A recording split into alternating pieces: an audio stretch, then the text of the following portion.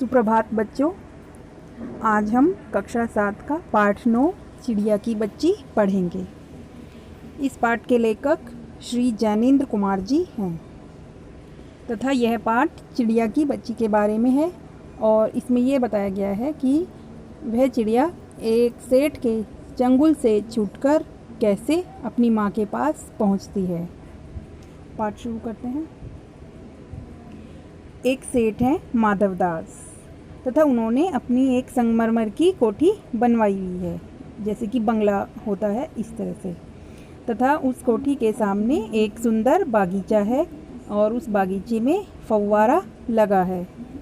वह सेठ कोठी के बाहर चबूतरे पर बैठकर प्रकृति की सुंदरता निहारा करता है।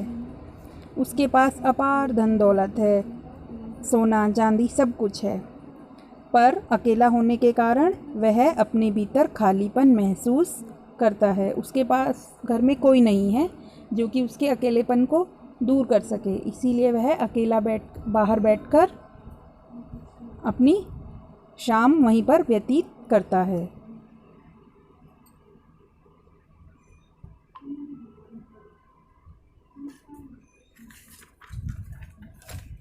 एक शाम माधवदास के बगीचे में एक सुंदर चिड़िया आई और गुलाब की डाली पर बैठ गई। उसकी गर्दन लाल और पंख चमकदार थे और उसके शरीर पर बहुत सारे रंगों से अलग अलग उसके पंख रंगे हुए थे। वह अपने मुंह से प्यारी प्यारी आवाज़ निकाल रही थी। माधवदास ने उससे कहा कि तुम यहाँ बिना किसी डर के आया करो, यह बगीचा तुम्हारे लिए ही बनवाया है, इसे तुम अपना समझ सकती हो। चिड़िया डर गई और उसने डरते हुए स्वर में कहा, मैं यहाँ थक कर बैठ गई थी, अभी चली जाऊंगी, मुझे माफ़ करें।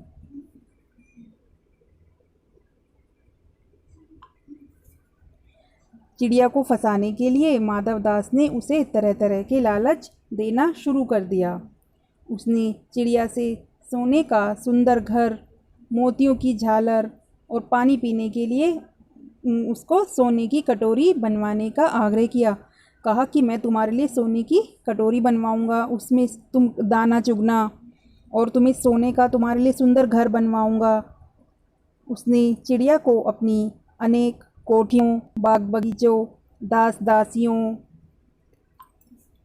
के बारे में भी बताया और उसने उससे ये कहा कि तुम यहाँ बहुत खुश रहोगी, तुम्हें किसी बात की कोई कमी नहीं होगी। शाम ढलती जा रही थी। यह देख माधवदास ने उससे कहा कि माधवदास को चिड़िया ने कहा, मुझे अपनी माँ के पास जाना है।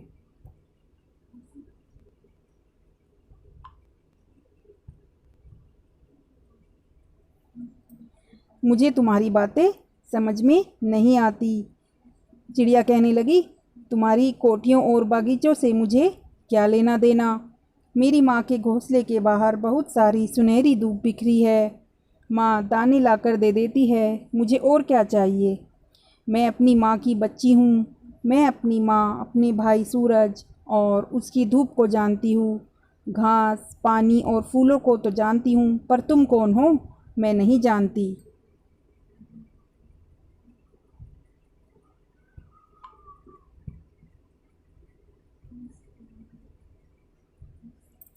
माधवदास उस चिड़िया को अपनी बातों में उलझाए रखना चाहता था।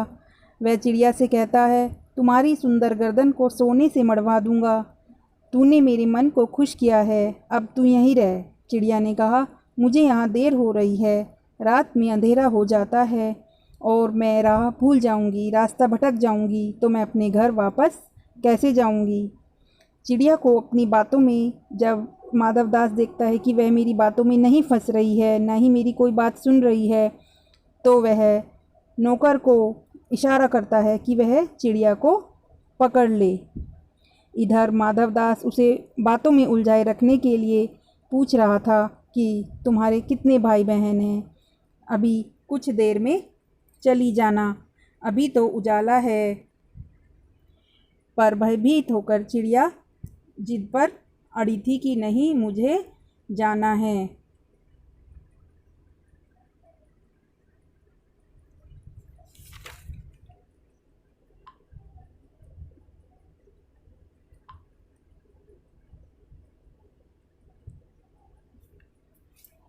तब जैसे ही नौकर चिड़िया को पकड़ने लगा, नौकर के हाथ का कठोर स्पर्श चिड़िया के शरीर को छू रहा था। वह चीख उठी और उड़ गई। वह नौकर के पंजे में आकर भी बच गई। वह उड़कर अपनी माँ के पास गई और उसकी गोद में गिरकर सुबकने लगी। माँ ने उसे छाती से लगा लिया। वह इतनी डरी हुई थी कि जैसे अब कभी आँख नहीं खोलेगी।